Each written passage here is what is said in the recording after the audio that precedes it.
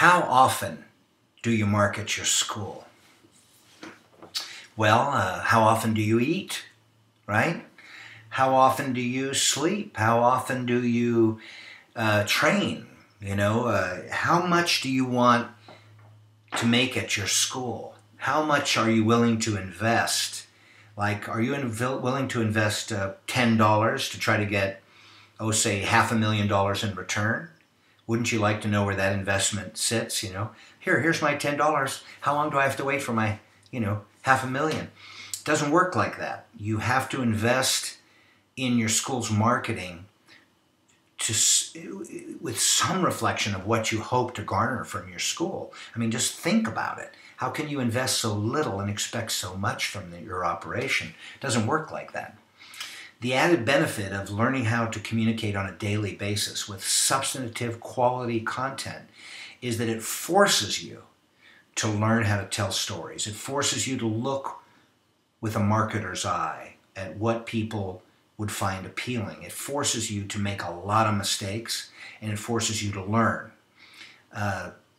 This is the most beneficial aspect of quality and quantity marketing, is that it gets down to the place where if you're doing really good work with a section of their market that you want to appeal to, like if you're working with kids, so you want to appeal to families with kids, what you're doing becomes your marketing. The stories that come from your work, how it's taken out of the dojo and into the world, the smiling faces, all the things you see the Mendez brothers doing on Instagram. It's like a lesson. It's a tutorial right there for you.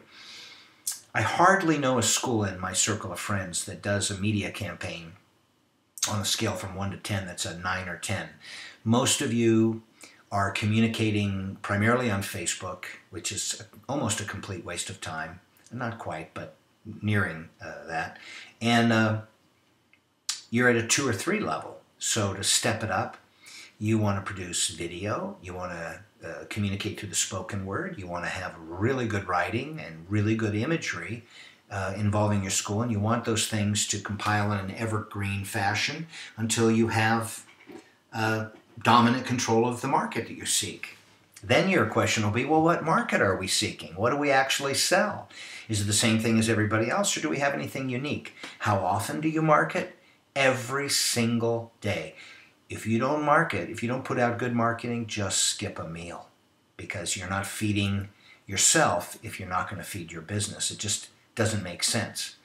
Master your telephone for its video capabilities, ability to take pictures, master the art of writing for your school, inspire others to do the same around you, your team, and you won't have problems with getting students. You won't have problems with articulating the benefits of your school, because in the process of marketing consistently, you learn how to do those things as good or better than anyone else. So, I wouldn't worry too much about what you're doing. I just do a lot of it and share it with us on the 100, and we'll critique it, and you'll figure it out, but not if you don't take actionable steps, not if you don't do things. If you just think about it and post occasionally, it's like thinking about working out and coming to class occasionally. You're not going to get very good results. You want to master something, you apply yourself in a disciplined fashion to it every single day.